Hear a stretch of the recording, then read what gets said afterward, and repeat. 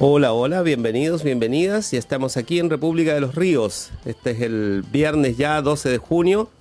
Son 3 meses en la práctica, ¿no? Desde marzo, que se ha mantenido esta situación de, comillas, aislamiento social, que ni mucho de eso ha habido, pero sí ha habido esta sensación de que estás en una condición de riesgo y eso ha alertado mucho más la vida de las personas, ha afectado más la vida de las personas.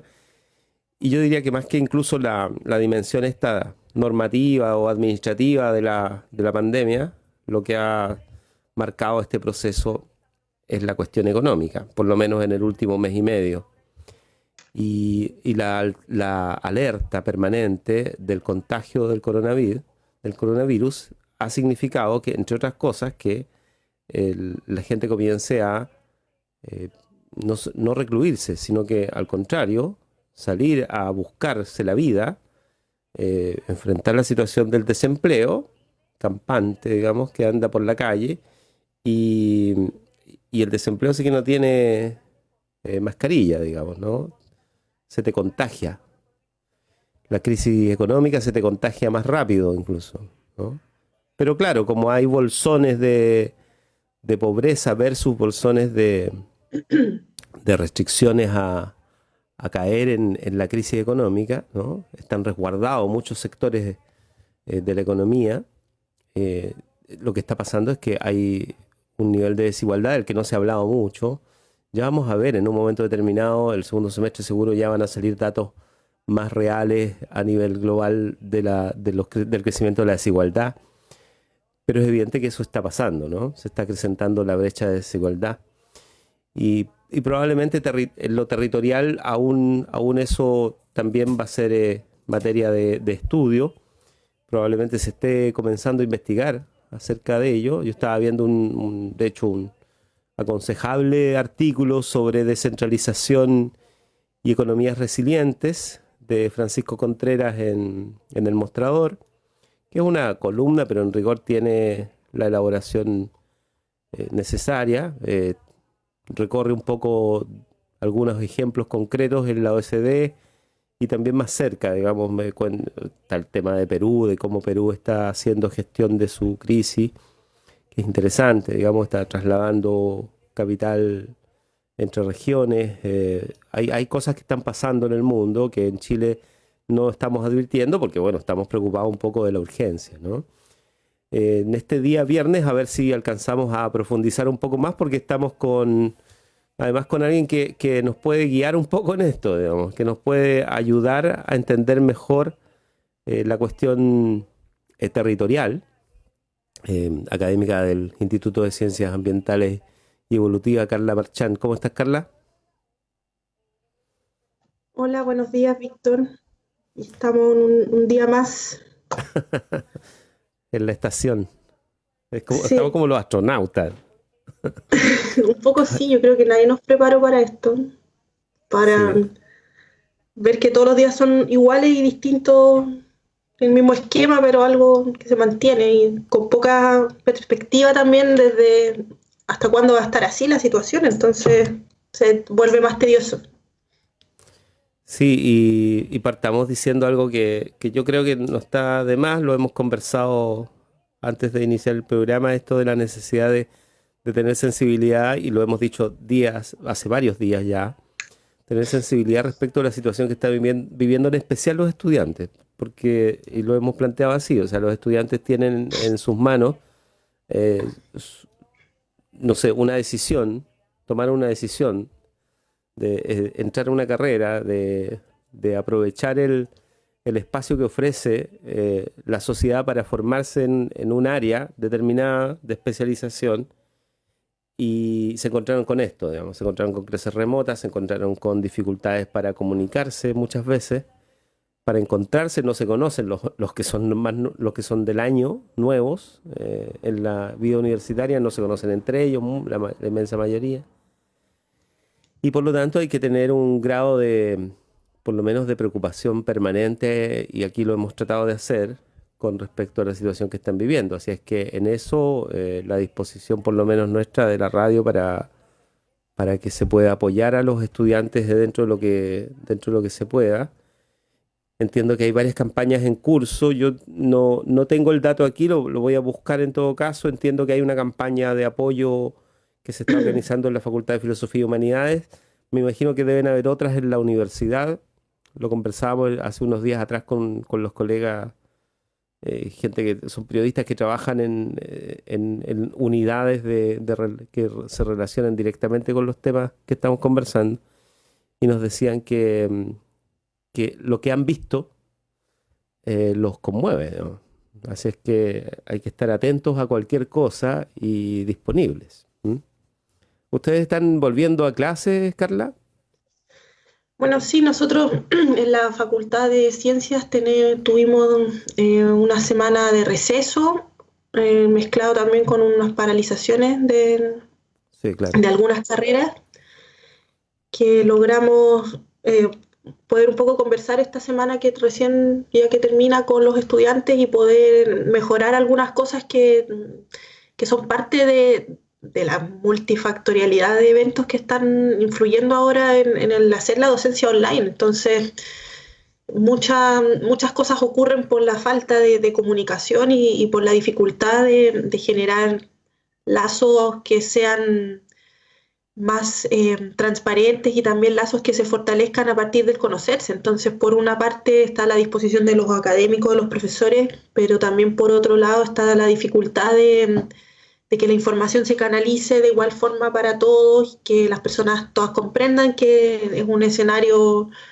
totalmente adverso para estudiantes, por supuesto, para profesores también, porque ninguno de nosotros estaba preparado para este cambio. O sea, nuestros cursos no son docencia, no son cursos online, son cursos que debido a una situación de emergencia tuvimos que transformarlos para poder continuar impartiendo los cursos, pero claramente ese ajuste fue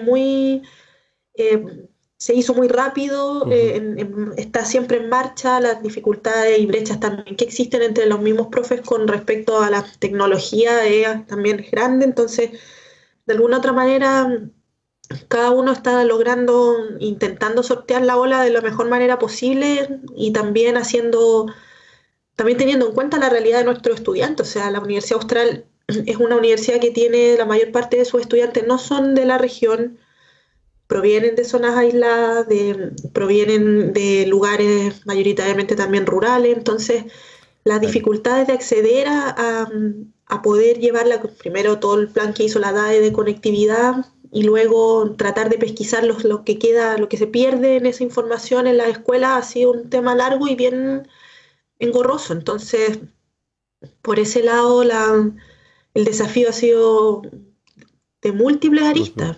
Y por una parte también nosotros como profesores comprendemos la decepción que puede generar en muchos estudiantes que vienen ingresando a la vida universitaria cuando uno se imagina otro tipo otro tipo de proceso. Entonces eso es natural que sea así.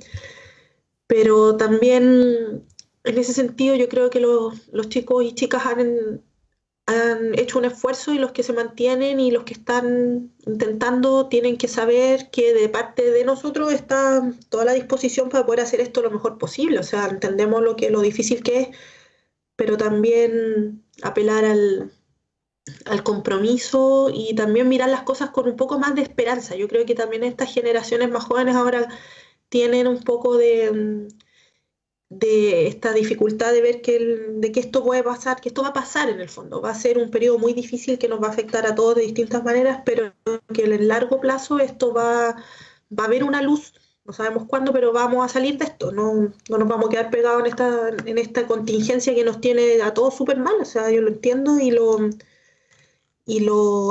Claro. incorporo como parte también del aprendizaje, no solo de contenido, sino también de herramientas que te sirvan para la vida, para poder enfrentar momentos complejos.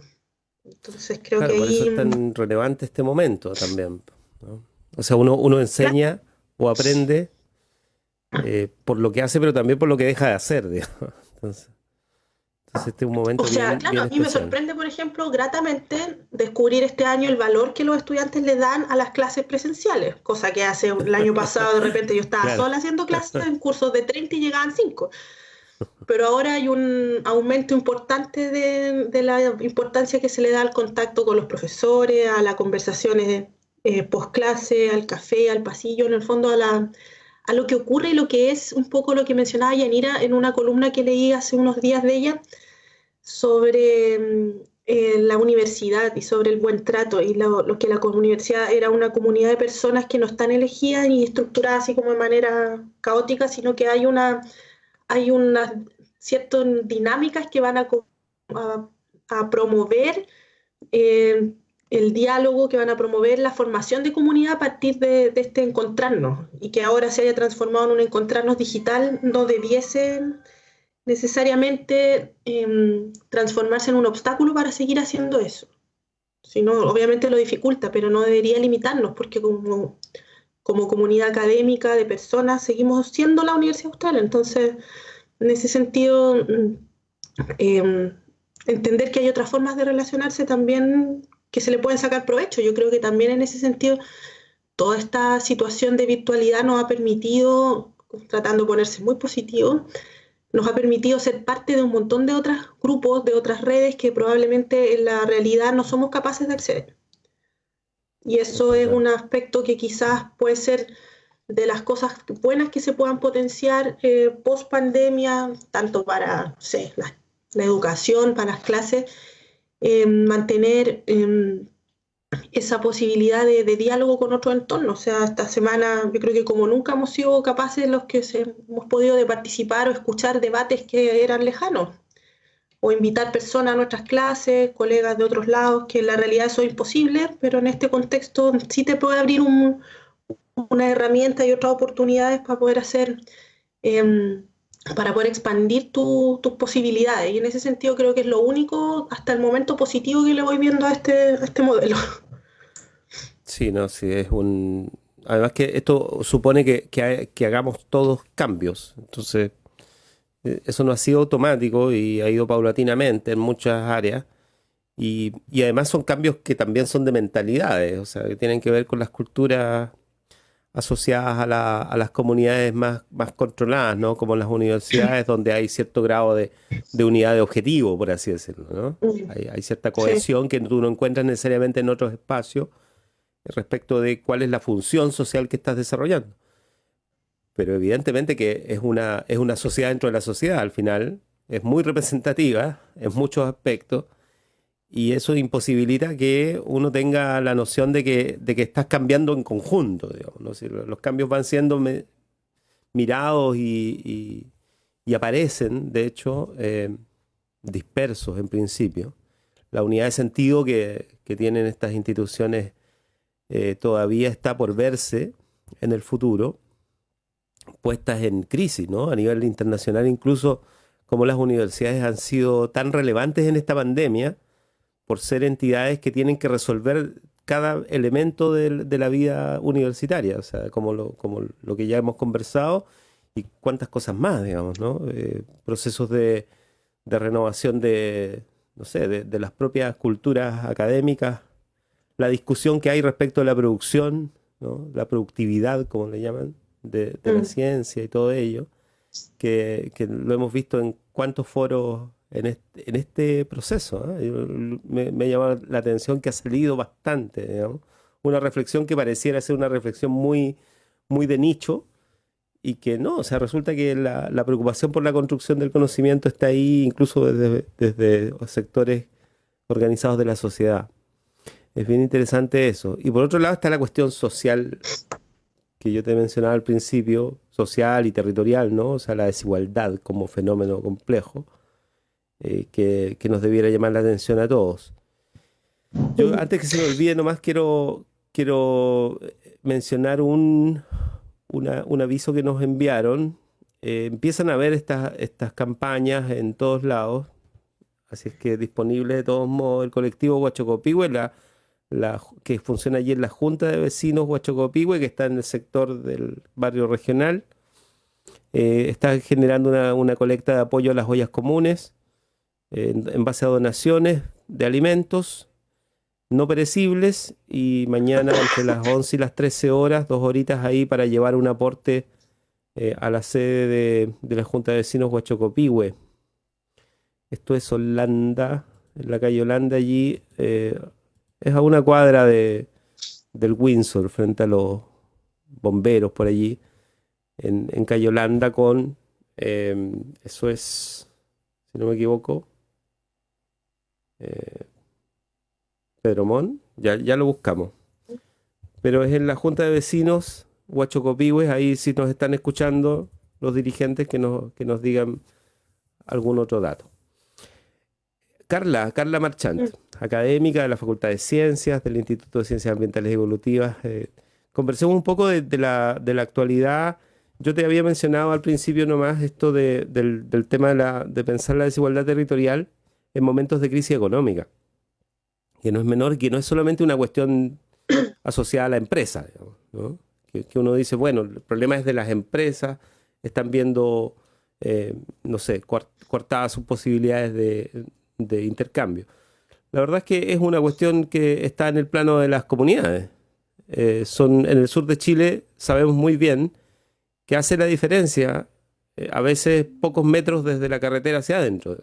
Cambia el paisaje, cambia el acceso y se producen más desigualdades, digamos. Y eso es una temática que nos complica en el área de lo productivo, de lo empresarial, el turismo, para qué decir, etcétera, pero también en el tema de cómo se vive en las comunidades. Yo no puedo dejar de mencionar que esta semana ha sido una semana de tragedia nuevamente para las comunidades mapuches, a propósito de la muerte de un huerquén en la región, en la novena región, y porque además ayer hubo una entrevista online en la noche con la familia y llama la atención. O sea, yo no conocía mucho el tema, así es que me dediqué a escuchar la entrevista y la verdad es que es impresionante el grado de violencia que está desatado, que sigue desatado en la Araucanía respecto de comunidades y de la vida y la muerte en medio de una pandemia, que se supone que es una situación que ya debiera meritar algo de preocupación en las instituciones para que no pasen estos otros hechos. Lo que ha pasado con las comunidades mapuches es parte del gran asunto de la cuestión territorial en Chile. Un grado de desigualdad, como decíamos, pero también de falta de capacidad de la política para poder entrar en los temas y resolver, más que simplemente administrar un poco la tragedia de no tener acceso a nada en la práctica, ¿no? Eso por un lado. Carla, no sé si tienes otros Sí. temas además, abierta la agenda. Bueno, esto es un tema muy interesante también, algo que a mí también dado vuelta los últimos días, lo que el problema y la discusión del postnatal de emergencia, Claro. y también de qué manera ese postnatal de emergencia la lentitud en que se promueve viene aparejado con una serie de cosas que parecieran ser que a las mujeres nos dejan en desventajas estructurales con respecto a los hombres, por ejemplo, en la entrada al mercado laboral y de qué manera también se van regulando los derechos de los niños a poder ser cuidados por sus padres. Eso me preocupa bastante porque, claro, con las dificultades que nosotros estamos teniendo, pensar en la lentitud de estos procesos es algo que en el fondo yo no sé si eso es una intención deliberada de hacer que se demore para que pase el tiempo y no se resuelva así solamente porque ya pasó, ya fue, o cuáles son las causas para demorar ese tipo de leyes. También Ujú. podríamos conversarlo.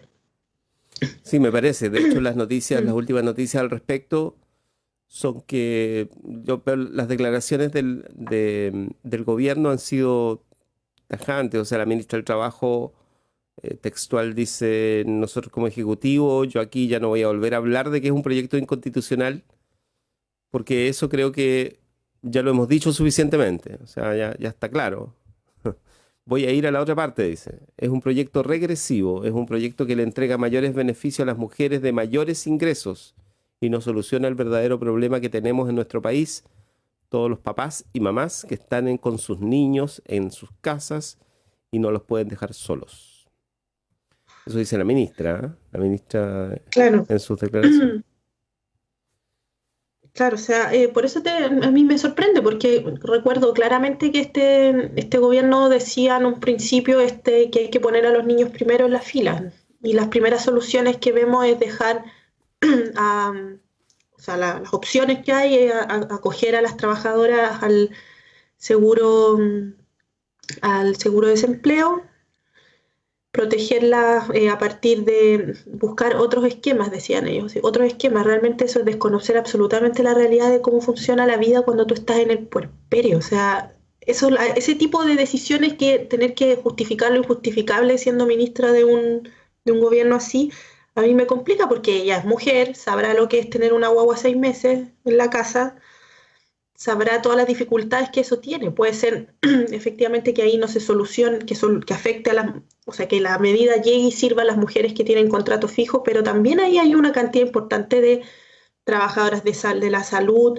otro tipo de empleos que no son excelentemente remunerados, que necesitan también una solución. Entonces, apelar a ese tipo de argumentos me parece nuevamente es otra bofetada más a las personas que tenemos cierto nivel o cierto conocimiento sobre el tema. O sea, nadie podría decir que cuando tú tienes una guagua tan chica vas a poder teletrabajar de tu casa. O sea, ¿de qué estamos hablando?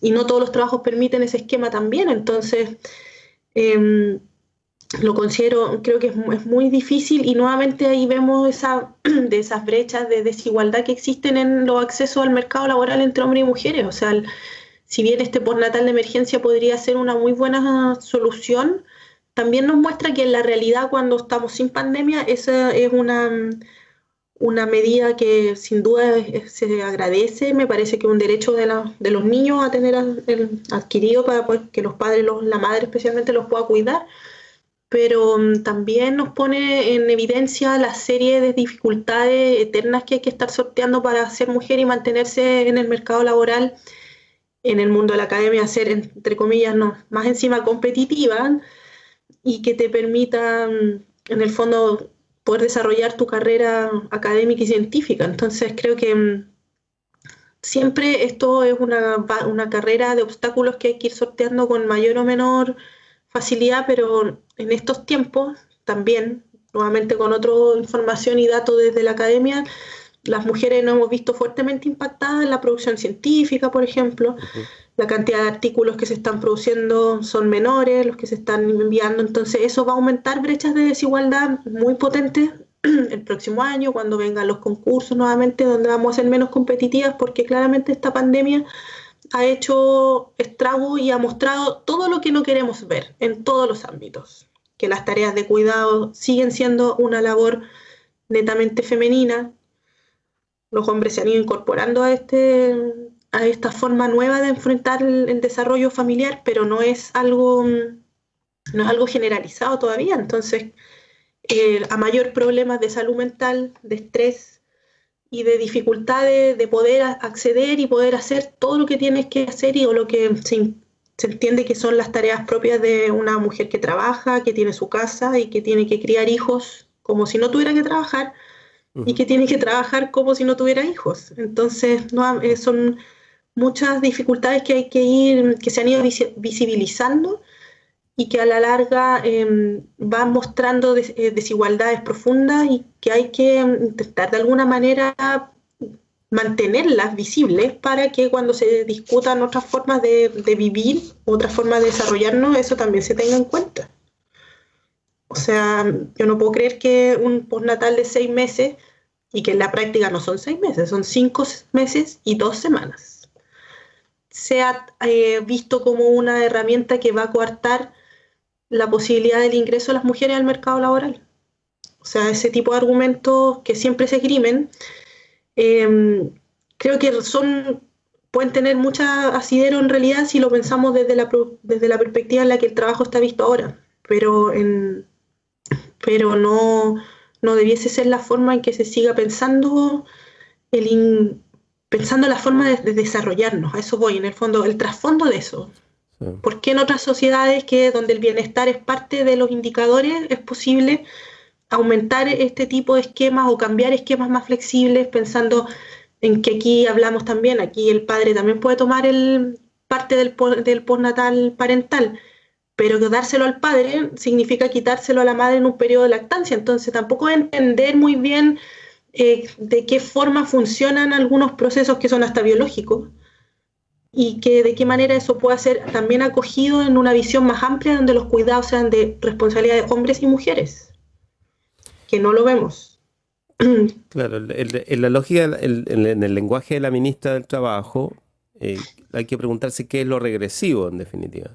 O sea, porque lo regresivo de esta pandemia, que ya tiene bastante de eso, también supone no tener que retroceder en todas las concepciones que hemos ido desarrollando como objetivos, como horizontes deseables en función del bienestar humano. Y de hecho el proyecto además no es tan terrible, ¿no? O sea, no es complejo, no cambia todas las reglas del juego. Al final es la posibilidad de que en un estado como este, de pandemia, se incorpore la posibilidad del derecho al postnatal para todas las madres que cumplen su periodo de gestación y que lo cumplen cuando termina, digamos, cuando es el parto, está todavía vigente la situación de la pandemia. Entonces lo que dice es que desde ese momento hay que ampliar la posibilidad de postnatal mientras dure la pandemia. Claro, Y eso no tampoco debiera eso cambiar. escucha, ¿Sí? claro, que no necesariamente implica más gasto público. Claro. No es una medida que va a tener más costos. Y también, bueno, y si tuviera esos costos, habría que analizar de qué manera van a afectar también o cuántos costos más genera una mujer volviendo a su trabajo y infectando a su hijo y enfermando niños. Eso también podría ser Claro. interesante sumarlo como una variable. Pero también lo que me preocupa, si tú lo piensas así, y muchas mujeres que pueden hacerlo en una situación como esa van a preferir renunciar voluntariamente a su trabajo para poder cuidar a sus hijos Exacto. si no puedes hacerlo. Entonces, en el fondo, en lo regresivo no es de la medida, lo regresivo es para todos en un contexto donde en esta situación actual estamos todos perdiendo algo. Nuestras Exacto. Exacto. libertades, nuestros trabajos, nuestra salud, dependiendo en qué situación estemos, pero en el sentido de la pérdida, una pérdida que estamos internalizando todos de manera generalizada. Entonces me cuesta seguir ese tipo de lógicas. Y pensando con niños y con guaguas tan chicas, ni hablar de lo que pasa más adelante. O sea, también aquí tú piensas, si uno lo ve, a mí lo hablo con mucha cercanía porque lo viví Ujú. hace un par de años atrás con mi hija. Tus hijos cumplen 2 años, salen de la sala cuna y de ahí los niños pareciera ser que se pueden cuidar y criar solos porque las opciones que existen son limitadas y uno como madre tiene que buscar, como padres tienes que buscar lo que más le sirva a tu hijo, pero los jardines infantiles tienen costos altos. Claro, y el Y sistema público no también ahí nuevamente, responde a la necesidad. quedas claro, o sea, costos altos, nosotros como académicos tenemos posibilidad de tener el jardín de la universidad, pero que también tiene una capacidad limitada y después buscar en el mercado privado. Entonces, eh, nuevamente yo veo ahí una disociación entre lo que se plantea y lo que se dice, que suena muy bien. Los niños primero, vamos a proteger a la infancia es fundamental para poder reducir las brechas de desigualdades que surgen desde la cuna, pero en la práctica eso no se acompaña de medidas que ayuden a que eso realmente sea efectivo. Entonces, claramente ese tipo de situaciones va a concentrar y va a hacer que las desigualdades partan desde el momento en que vienes a este mundo, desde el embarazo, desde lo que hace tu madre cuando tú estás en gestación, entonces es muy profundo. De hecho, otra cosa que llama la atención es que en el caso del debate del postnatal, lo que sí ha habido mucho es ese debate parlamentario asociado a las medidas administrativas que supondría al tema de los recursos, por una cuestión que tiene que ver con la polémica del gobierno, que el gobierno se mete básicamente porque dice, no, aquí hay Mm. eh, provisión de recursos, o sea, es necesario determinar partidas y eso le corresponde al Ejecutivo. Bueno, ahí hay una cuestión que demarca también el debate y cómo han participado los centros de estudio. O sea, ha habido como mucha elaboración, a eso me refiero. respecto de un debate que es polémico, pero que es de un proyecto, digamos, ¿no? O sea, a uno le gustaría ver ese nivel de preocupación de los centros de estudio vinculados a los partidos políticos, por supuesto, que están en el Parlamento, sobre todos los proyectos y con algún grado de diversidad además, porque aquí ha habido bastante producción desde los sectores vinculados al gobierno más bien. Entonces llama la atención porque también tiene que ver con cómo se está construyendo esto que decíamos, los cambios de mentalidad. O sea, hay una regresión en eso también, digamos, ¿no? En dónde se hace la política y en función de qué se hace, digamos, ¿no? De qué objetivos. Claro. Mira, yo no he visto tantos estudios, de hecho me llamó la atención el otro día que escuchaba a un ¿cómo se llama? A un investigador de libertad y desarrollo quejarse de que en esa misma institución no habían muchos estudios, de nada, Ellos solo publicaron algo, posicionamiento claro. político de cierta figura en los medios para poder establecer cierta agenda y poder marcar estas preferencias y estos mensajes en la televisión. Entonces no he visto tanto que se ha producido de ahí, pero claramente tiene que ver con eso, o sea, resguardar de qué manera se administran los recursos y me queda la sensación más allá de este tema, que en general cuando hablamos de estudio es o cuando se dan opiniones más informadas en profundidad, tienen que ver más con de qué manera afecta al gasto fiscal y de qué manera Claro, afecta a la constitucionalidad. Y hasta ahí llegaría la discusión con respecto a los temas más complejos. Entonces, muy limitada a eso. sí. Hay Y algo de eso. De hecho, claro, libertad de desarrollo y también en el Observatorio de Iniciativa Legislativa de la Católica, de la Pontificia Universidad Católica. Ellos también tenían un informe del 2015 sobre la cuestión del postnatal, además porque en Chile se discutió el postnatal hace varios años, además, ¿no? Entonces, la posibilidad de ampliar estos derechos es una cuestión que Chile se ha planteado recién en esta etapa. No es que nosotros vengamos de un estado en que se proveían ciertos niveles de bienestar a estándares mundiales. O sea, eso se ha ido tratando de actualizar. Y este periodo podría ser un momento crítico porque nadie está poniendo los ojos sobre eso a nivel internacional. Puede mm, suceder eso. claro, o sea, es lamentable. Yo creo que realmente, vuelvo a insistir, esa necesidad de mirar y de cambiar necesariamente la forma en que se piensan las políticas públicas. O sea, hay un sesgo que es demasiado economicista y un sesgo que nos obliga a mirar todo en términos de rentabilidad social y decir que esto no soluciona el verdadero problema que tenemos, es ser absolutamente ciego con respecto a la realidad que afecta, no sé, leía 23.000 mujeres, familias que están en el fondo en esta situación. O sea, ¿de qué Mm, forma nosotros podemos decir que eso no afecta y que no soluciona el problema? Obviamente le soluciona el problema a esas 23.000 personas y de qué manera queremos enfrentar eso. O claro. sea, ahí me parece nuevamente que viene esta lectura obcecada y recurrente en distintas dimensiones de la vida, de mirar solamente los números y no pensar en lo que yo estoy diciendo tiene un impacto en la vida de las otras personas, como ha ocurrido en la mayoría de las decisiones que se han tomado en el último tiempo, que responden a otras lógicas.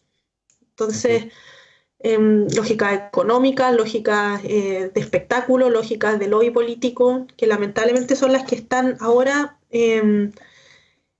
siendo las principales formas de la toma de decisiones y que nos están conduciendo a un desastre, y a un desastre que cada día se manifiesta en otro aspecto de la vida más. Entonces, eh, resulta paradójico que ya llevemos 100 días de pandemia y se siga haciendo lo mismo para solucionar problemas que son cada día nuevos, que van cambiando, que son dinámicos y que nos van mostrando de que muchas cosas que nosotros pensábamos que en este país estaban resueltas ni siquiera estaban cerca de ser resueltas.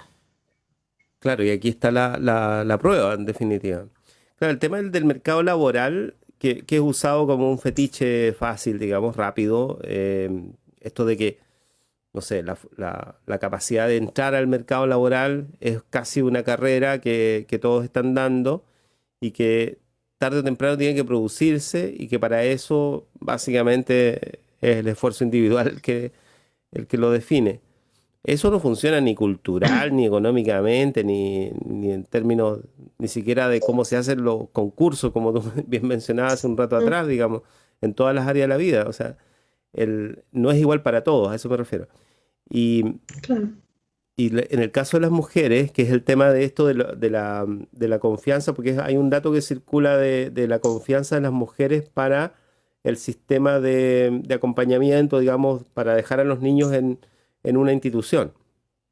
Y que eso afectaría la decisión también. Que es una cuestión de Mm, confianza, de decisión, digamos, ¿no? De pasar a otro rol social en el caso de la mujer en el mercado del trabajo y de las instituciones en el caso de acompañar el proceso de los hijos. Pero ese es un dato que a nivel internacional se maneja, pero que no refleja la situación cultural nuestra. O sea, nosotros efectivamente construimos redes alternativas a las redes públicas. Al final las redes de cuidado, del cuidado, están muchas veces asociadas a los familiares, en el entorno familiar, ¿no? Y no necesariamente a la posibilidad de acceder, como tú decías, a una oferta limitada del beneficio, digamos, ¿no? De poder acceder a un centro público en que hay flexibilidad horaria, por ejemplo, que no la hay en todos lados, mm, que tú puedas pensar que eso permite que tú trabajes y que a la vez puedas estar tranquila con el respecto a la situación del niño. Y que es la discusión sobre el doble vínculo, de que tú estás trabajando y pensando en otra cosa, y que en los estudios, no sé si está actualizado eso, pero hace unos años nos contaban cómo en la discusión sobre el doble vínculo incorpora que los hombres en general no tienen tanto problema con el doble vínculo, porque cuando trabajan no piensan necesariamente en la casa, a diferencia de las claro. mujeres. O sea, eso clásico, que toda la carga mental de llevar la familia, el trabajo, los hijos, lamentablemente sigue recayendo en las mujeres, porque todavía el acompañamiento que hacen los hombres de las responsabilidades domésticas sigue siendo visto como un apoyo y no como parte de ser una persona autónoma que tiene que hacer lo necesario para sobrevivir. Entonces, por eso el problema cultural que subyace a todo esto es más profundo y nuevamente asumir ciertas conductas y invisibilizar. Yo creo que eso es súper relevante eh, cuando analizamos, por ejemplo, los temas de la distribución del poder, Ujú, cuando miramos de qué manera algunos temas toman más o algunos temas, territorios o conflictos o personas toman más visibilidad o no, tiene que ver con una producción discursiva que tiene que ver con cuánto va a existir algo a medida que yo lo hago visible. Entonces, mucho de lo que ocurre, de los distintos problemas que ocurren en Chile, como por ejemplo esto, tiene que ver con la invisibilización, por ejemplo, de todas estas redes de apoyo familiares que están ahí y que son en el fondo las que sustentan todo el sistema de cuidados, pero que para lo público y para lo legal no están reconocidas de ninguna manera.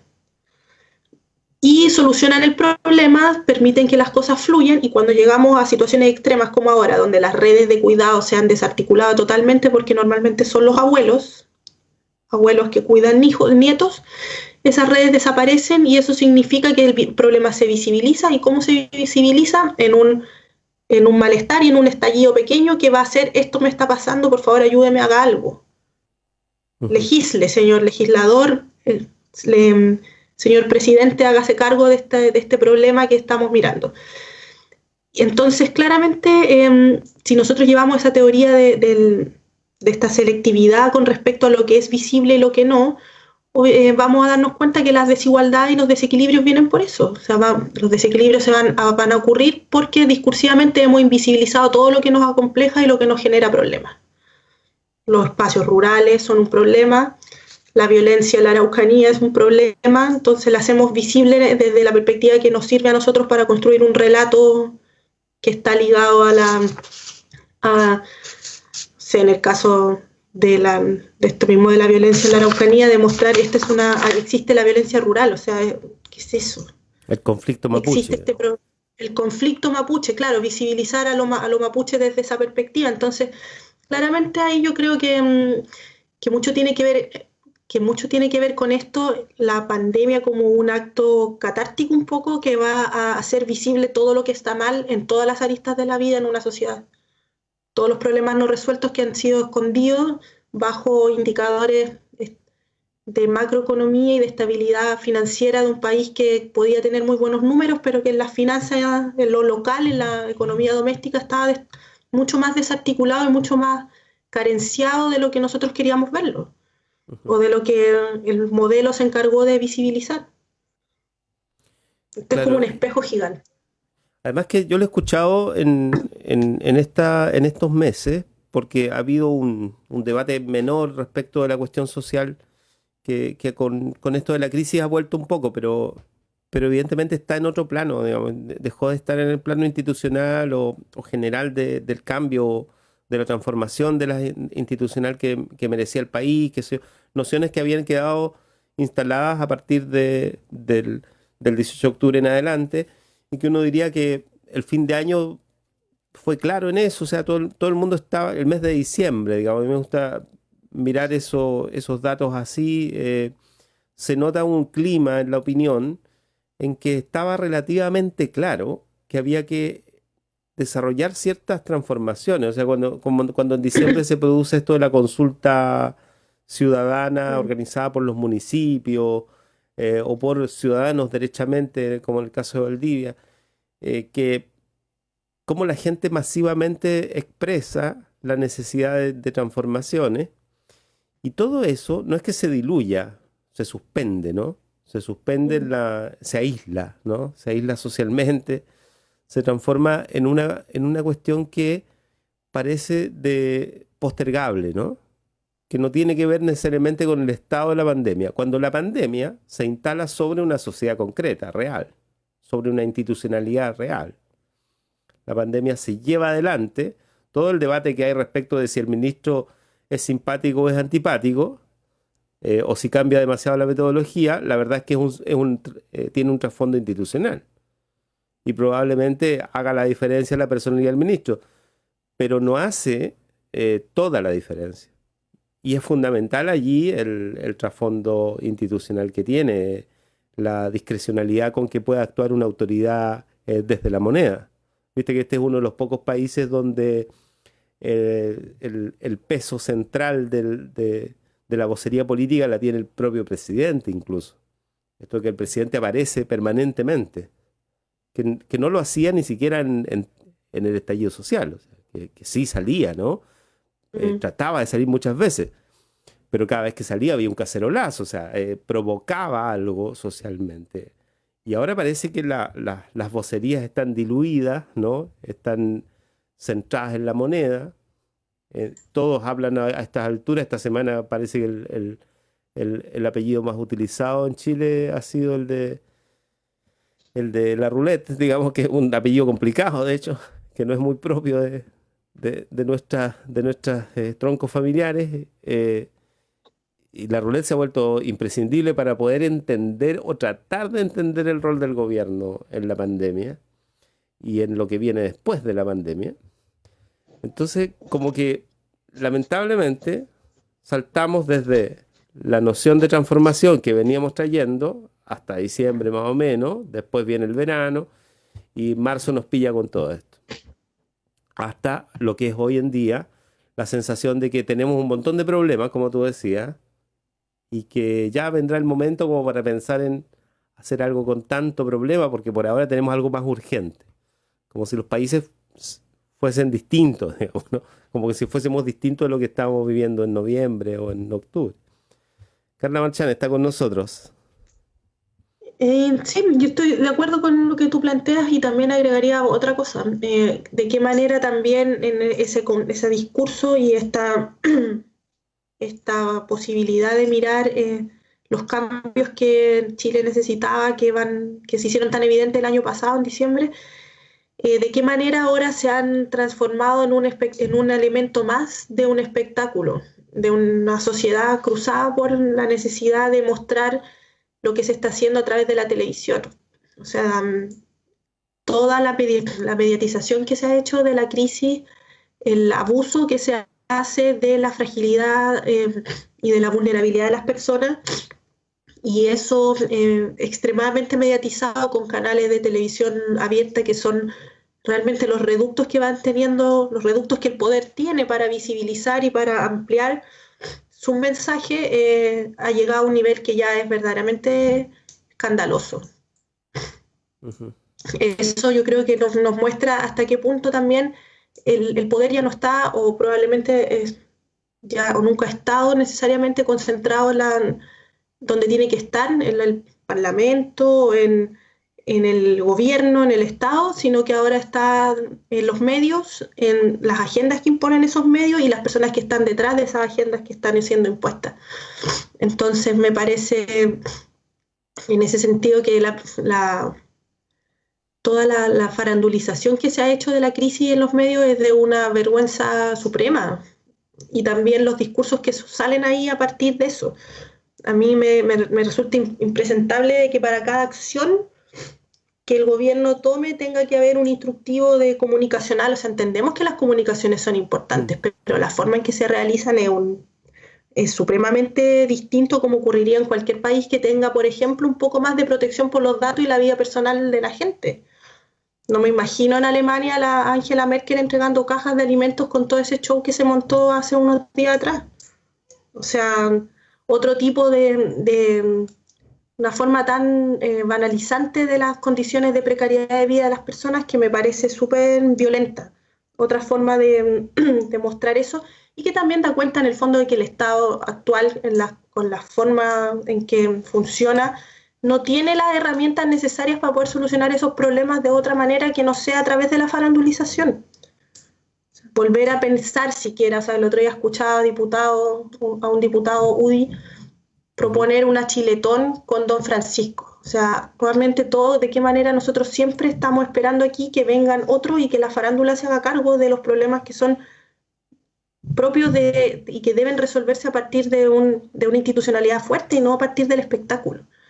Entonces yo creo que nos hemos acostumbrado un poco a eso, y que por eso quizás hasta este año, que por primera vez fue una discusión si se hacía o no la Teletón, discutir seriamente de hasta qué punto puede la farándula y el espectáculo hacerse cargo de estos problemas. Y a mí me parece que es necesario también ahí hacer un acto reflexivo más profundo de pensar si eso corresponde o no. Ujú. Creo que eso no estaba planteado tan claramente en las personas. Creo que en ese sentido eso también fue una reflexión importante que se gana a partir de este proceso desde el año pasado. ¿Hasta dónde podemos aceptar que la precarización de la vida sea un espectáculo? Bueno, lo es, de Creo hecho. que ahí también. Ese es el tema. Mm. Sí. Y además la política es un poco eso. O sea, ya está escrito en un montón de libros, yo sé, pero en Chile eso tiene un perfil propio, digamos, ¿no? Como que innovamos en eso, digamos, ¿no? El tipo de espectáculo es bien elaborado, digamos, ¿no? Cada vez más elaborado. La lógica del espectáculo es una lógica que tú ves presente hasta en, no sé, pues, en las ceremonias institucionales de la universidad, incluso, digamos, o sea, hasta en eso se cuela, digamos, que es la lógica de presenciar algo como público o pasivo sin tener ningún tipo de relación real con los contenidos, y donde el contenido lo pone alguien que no se sabe quién es al final, porque la forma de presentación de los contenidos es la que importa, ¿no? Y que es un poco la lógica del protocolo, ¿no? Vamos a aplicar un protocolo determinado porque es la forma de hacerlo, digamos, ¿no? Y lo importante es eso, ¿no? La forma es cómo se dicen las cuestiones, cómo se entrega la caja, dónde va el logo, dice alimentos para Chile, ¿no? Alimentación, dice, creo que algo así. Es una caja de determinadas dimensiones, o sea, todo eso no está escrito quizá en un protocolo, pero está de alguna manera ensayado, digamos, ¿no? Responde a un ensayo determinado de pensarlo antes de que suceda. Y ahí es donde nos perdemos, o sea, nos perdemos harto en llamarle a eso, bueno, le llaman comunicación, pero también le llaman política pública al final, ¿no? Que es más grave, digamos, da lo mismo lo que, si alguien cree que eso es comunicación, pero no da lo mismo que alguien crea que eso es la política pública.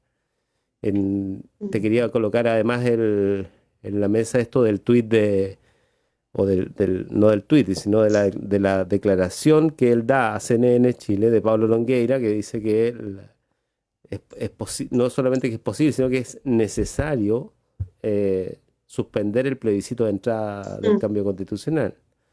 Y eso permite, a propósito de las formas, ¿no? Te instalan esa discusión en todos los planos como si fuese legítima, digamos, ¿no? Y convengamos en que eso va incluso en contra de el acuerdo político que suscribieron todos, digamos, ¿no? Y en contra de la Constitución, Además, digamos, que ellos tanto defienden, además. es raro, digamos, y Claro, rápidamente empieza a producirse, sí, la verdad es que podría ser, qué sé yo.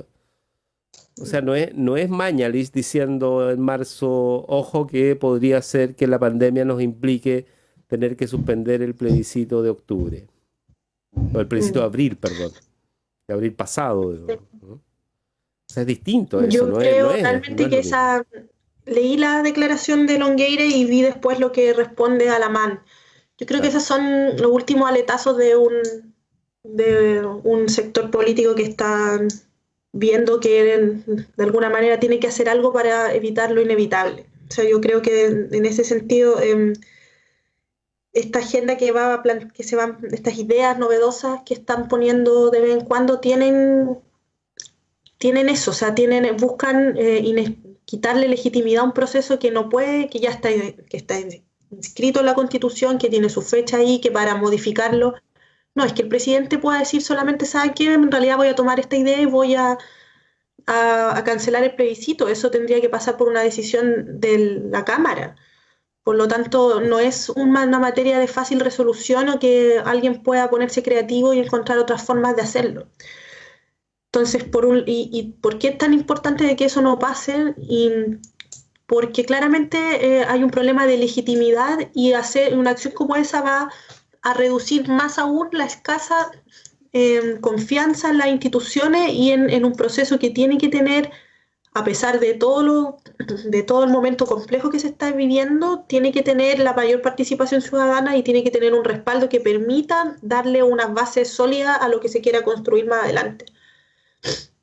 Bueno, Entonces, en ese sentido, a mí me parece plantear siquiera estas ideas que sabemos que no son de fácil resolución y que no son plausibles, va teñido con un acto de mala fe implícito, de confusión, porque no todas las personas están suficientemente informadas para saber que eso no se puede cambiar de un día para otro y que las partidas presupuestarias ya están definidas para el plebiscito, que los costos están, no es sacar de un lado para poner en otro.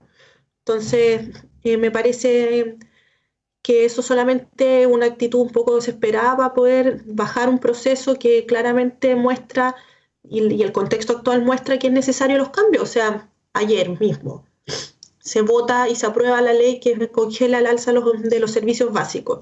sí. Y ahora el gobierno anoche, a la última hora de la noche, sacó un comunicado diciendo que van a estudiar si esta idea va en contra de la constitucionalidad, si se le Ujú. pueden poner un veto presidencial.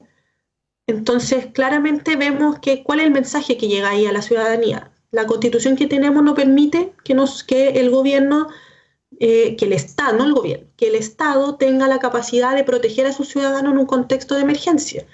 Y en el comunicado cierra diciendo que ya había un acuerdo con los empresarios. Entonces, ¿qué nos queda de eso? El Estado no puede hacerse cargo, pero sí podemos lograr acuerdos a partir de la capacidad de negociación que tiene el presidente como empresario con otros empresarios.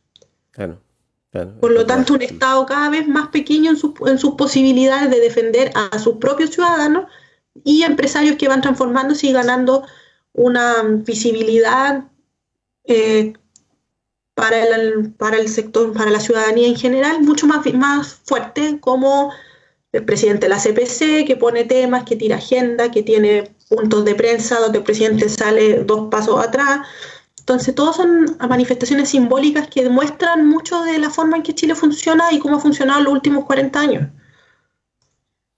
Nos lo comentaba el vicepresidente de la Asociación de Consumidores de Valdivia, Eduardo Ramírez Blamey, que no sé si nos estará escuchando, pero a propósito de que hizo circular un audio, porque, bueno, se lo solicitaron, de hecho, algunas asociaciones, que que le pidieron que explicara qué hacer frente a las alzas, porque creo que todos tenemos algo que contar al respecto, digamos. No sé, pero Esa.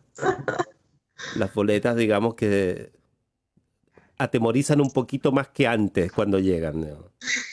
Y, y esto amerita cierto grado de incertidumbre también en la gente, porque es obvio, ¿no? O sea, nos subieron la luz, no sabemos qué va a pasar con el agua, viste que están cambiando medidores de agua, o sea, entonces lo que decía Eduardo es que primero el acto de denunciar o de pedir fiscalización es un acto que es imprescindible en el Chile de hoy.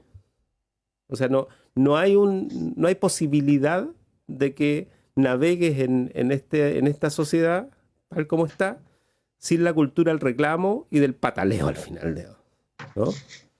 O sea, algo tienes que hacer.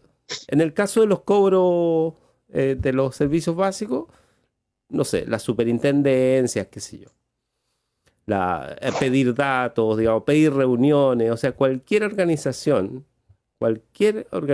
social podría pedir una reunión a las empresas directamente y, ¿por qué no, a las autoridades que tienen que pronunciarse respecto a su población también, digamos, para eso están allí, ¿no? Para resguardar el colectivo. Bueno, este es un problema en el colectivo social, el tema de las alzas. No sé qué va a pasar con eso, digamos. Pues lo que tú dices además es complejo porque la dirección ya está clara, digamos, ¿no? Que es un poco la metáfora esta que no es metáfora al final. Como yo soy empresario, yo dialogo en el idioma de los empresarios con otros empresarios de mi mismo nivel, digamos, ¿no? Y llego a acuerdos. Y cuando el presidente es parte de esa cultura, no es la cultura empresarial del que arma su negocio, construye una idea, que se esfuerza y se saca la cresta en el asunto, digamos. No, es alguien que trabaja en la lógica de las ganancias en todos momentos y en todos niveles. Están en otro nivel, digamos. Pareciera que vivieran en un país distinto, no en el nuestro. Carla, nos quedan los últimos minutos. Hagamos una vuelta final. No dejamos mucho mejor el país de lo que lo teníamos, ¿ah? Pero bueno, no, no podemos hacer más, digamos. No sé, mira, no, yo creo y recuerdo de las frases interesantes que salían el año pasado en el estallido social y eso de estamos mal, pero estamos mejor porque antes estábamos bien y era mentira, pero ahora estamos mal, pero es la verdad.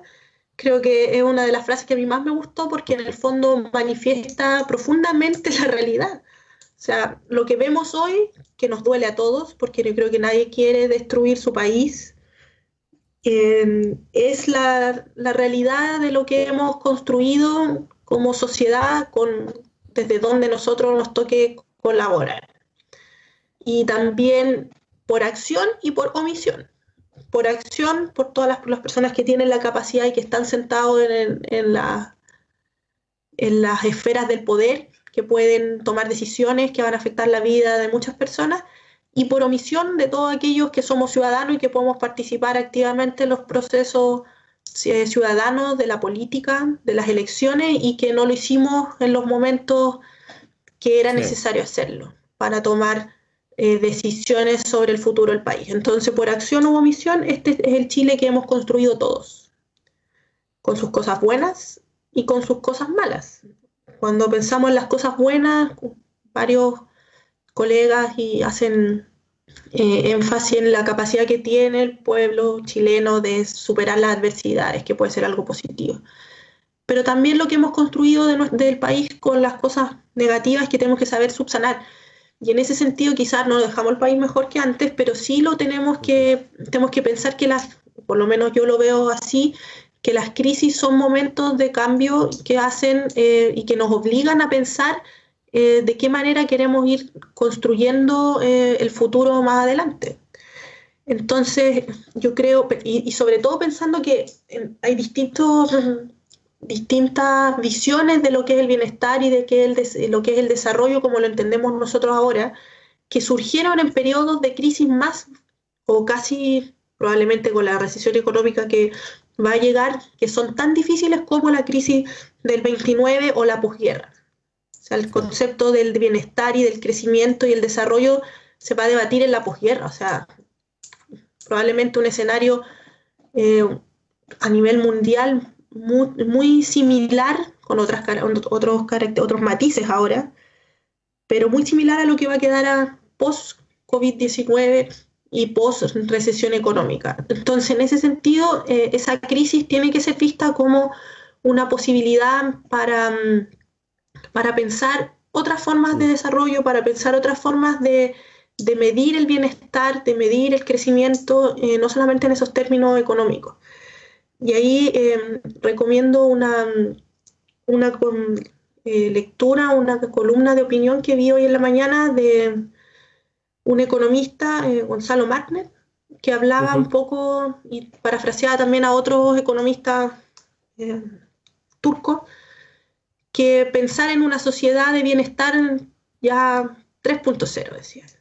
Y esa sociedad de bienestar 3.0 debería venir marcada por de qué manera podemos pensar que esta crisis del COVID es parte de una crisis socioecológica más amplia y de qué manera es necesario cambiar el modelo y la forma de relacionarnos con la naturaleza, Claro. con otras formas de vida que no están totalmente invisibilizadas en esta forma, en el actual contexto, es una oportunidad para pensar eso. O sea, yo creo que no necesariamente de esto vamos a salir mejores, pero sí podemos salir más reflexivos y podemos quizás tomar alguna de esas cosas, porque se entiende que el cambio no puede ser en 180 grados tan radicalmente, pero sí podemos adquirir y podemos incorporar otras formas y otros debates, traerlos a este momento. Y yo creo que en ese sentido la universidad tiene una responsabilidad con respecto a lo que nosotros estamos haciendo en nuestro entorno, lo que transmitimos a nuestros estudiantes y las reflexiones que pueden surgir de un espacio como ese. Y un espacio como este en ese sentido es un lugar muy privilegiado para los que podemos desarrollar y poner en la mesa otras ideas. Yo creo que en ese sentido la crisis sirve para eso. Y mi escaso positivismo y esperanza va por ese lado. Sí, pero bueno, hay que tomar el contexto completo de lo que acabas de decir, de cómo eso tiene que ver también con esa frase inicial de antes estábamos bien, pero era mentira, ahora estamos mal, pero es verdad, ya es un avance. Y Claro, claro, lo de Marner está en el mostrador después de la pandemia, se llama. sí. Y yo mencionaba también al principio, el mostrador ha hecho un aporte en esta etapa. Mencionaba al principio otra columna que también está allí, que es descentralización y economías resilientes, a propósito incluso de la relación pandemia política, digamos, ¿no? Que está tan ahí presente y esperando por que haya más voces, digamos, ¿no? Carla, un gusto poder conversar contigo hoy. Ya la próxima semana se nos unirán los demás y seguiremos ahondando, pero hoy nos dimos este espacio para poder también pensar que aquí hay un trasfondo más largo. Uno no se explica el rol de la ciencia en toda esta pandemia, su vocería pública tan activa, ¿no? Si no es porque efectivamente la crisis no es solamente sanitaria, digamos, ¿no? Sino que es del conocimiento, digamos, es de lo que estábamos haciendo con el planeta al final, digamos, ¿no? Por lo tanto, las respuestas se van a Sí. buscar en lugares de mayor producción precisamente de reflexión, ¿no? De como tú decías, ¿no? De mayor reflexividad. Y ahí la ciencia tiene un gran tema, digamos, ¿no? Desde siempre ha sido, ha sido cuestionada por los propios científicos respecto del grado de reflexividad que tiene y cómo se piensa en el lugar, digamos, ¿no? En el mundo. Por lo Sí. menos eso también ha ido Es bien cambiando un poco. interesante porque ver al ministro Kub en las vocerías, me encanta a mí pensar, el otro día lo comentaba con unos tesistas, la importancia que tienen los métodos. O sea, que todo el mundo ahora hable de la importancia de la rigurosidad y Claro, de los métodos es algo que hace un año atrás a uno jamás se le habría ocurrido porque las metodologías siempre son como ya es algo que pasa y que a mí como profesora le pongo mucho ojo en los trabajos, en las tesis, me gusta mirar así como, ya, a ver, ¿usted qué hizo? Explíquemelo bien. Y ahora ver ese tipo de discusiones de los métodos y que las personas entiendan la importancia que tiene eso, me parece una de esas mini ganancias que uno podría decir, ya, por lo menos hay un tema que no existía en la discusión, que ahora sí, y que eso se democratice y que llegue a más personas que entiendan que la importancia de la rigurosidad de la investigación científica para generar datos confiables, y esos datos confiables son sumados a una credibilidad y una legitimidad de la persona que lo esté presentando, creo que marcan una diferencia. Si vemos los rankings que existen, he visto varias encuestas de legitimidad en las instituciones, curiosamente las universidades no miradas como un sistema de negocio de la educación, sino con respecto a la producción de conocimiento, todavía son una institución que tiene Claro. credibilidad ciudadana. Claro, y Entonces, en tiene que ese ver con la sentido, yo creo que reflexividad. aquí hay un capital importante Mm. Sí, yo creo que se para lee así. poder... ¿Mm? Sí, por favor, termina la idea.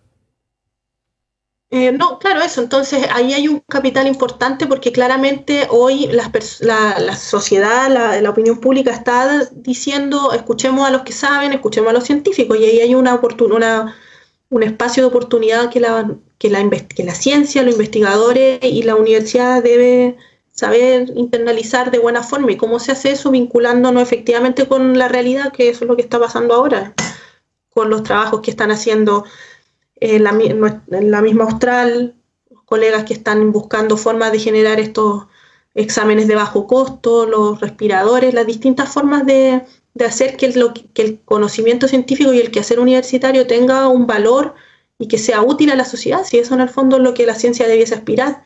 Entonces ahí creo que en ese sentido podría ser visto como algo bueno dentro de todo esto malo. Exacto. Carla Marchán, académica del Instituto de Ecología y Evolución. Ciencias Ciencias ambientales, más que ambientales. la ecología. Antes existía Sí, pues, el antes de instituto, ecología y evolución. era Ecología y Yo Evolución, llegué después, sí. cuando yo era estudiante. Sí. Y Yo de llegué todos a modos, ciencias ambientales. de todos modos el rol de poder estar aquí se agradece una vez más y por supuesto a estar en contacto permanente por lo que decíamos al principio de este espacio. O sea, hay una situación de pandemia que no es solamente lo que puede estar pasando con las cifras y los métodos, sino que fundamentalmente con los que tenemos cerca, en la universidad, los estudiantes, los profesores, las académicas que están todas cumpliendo roles que se han ido duplicando y quizá más. ¿Mm? Así que muchas gracias, Carla, por la disposición de estar de todos modos aquí en la radio. Sí, gracias, Víctor. Y esperemos que nuestro equipo del viernes No, retomemos no algún día los decaiga, tres juntos. no decaiga. Ya volverán. Sí. Nos reencontramos. Que tenga un buen Chao, fin de gracias. semana. Buen fin de semana, Gracias a exacto. todos. Chao, chao. Y nosotros hacemos la pausa, por supuesto. Ya llega la Plaza de la República, ¿no? Con Verónica Fuentes, el programa que nos permite los días viernes ampliar las miradas e incluso viajar un poco en el territorio, en la región. Verónica siempre tiene buenas sorpresas para ello. Y luego a las 11 de la mañana vamos a tener el espacio de Libros con Causa, que hoy trae una invitada, ¿no? Que va a marcar la historia de este espacio. Vamos a estar con Maja Vial, conversando junto a Yanko González, por supuesto. Es que es un imperdible de este día. Y luego vamos a hacer un Canelo especial también, otro imperdible, porque todo este viernes en la mañana es imperdible. Porque vamos a estar hablando sobre educación. Va a estar con nosotros el coordinador de vinculación con el medio de la Facultad de Filosofía y Humanidades, Marcelo Arancibia. Y va a estar Juan Domingo Ramírez, que es un educador de gran capacidad propositiva, creativa y es alguien que ha estado cercano siempre a nosotros, al proyecto de la radio, y que además se ha vinculado siempre al tema educativo, digamos, desde la comunicación. Así que va a estar Juan Domingo con nosotros y va a estar invitado especialmente Rodrigo Araya Campos. Rodrigo es también originalmente periodista, ya tiene estudios de posgrado en el área de ciencias sociales ya desarrollados y Rodrigo está además desarrollando actividades en una cooperativa que se llama Diversos, que es una cooperativa de educación también. Así es que vamos a hablar de educación, de hecho, en este mes que es el mes de junio, que es tan sensible al respecto. Nosotros nos despedimos por un rato entonces, volvemos aquí y los dejamos con Plaza de la República. Un gusto como siempre. Chau. En Radio Universidad Austral de Chile hemos presentado República de los Ríos.